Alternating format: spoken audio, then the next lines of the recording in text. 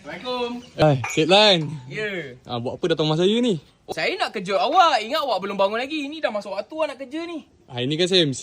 Saya ada inform dalam grup tu. Oh, tapi nampak macam okey je. Tak, saya tak sihat ni. Tangan-tangan saya lengur semua. Oh, lengur ke? Cuba gerakkan jari. Gerakkan jari?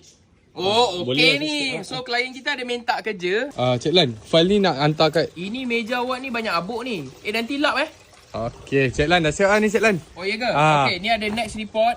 Klien kita minta macam-macam. Zaidi, tandas tak ada air tau. Nanti fix pipe dia Baik Alright. Cik Lan.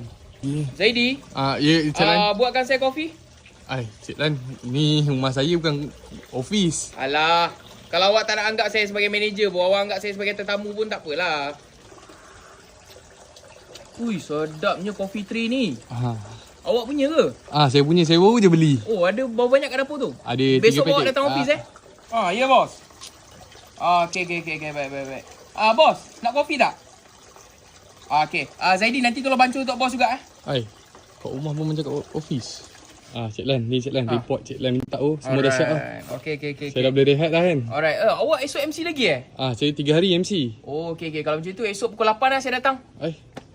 By the way, jangan lupa tau. Lupa apa Jangan lupa top up white coffee dekat pantry tu. Esok bancuh macam biasa untuk breakfast. Saya, okey? Alright.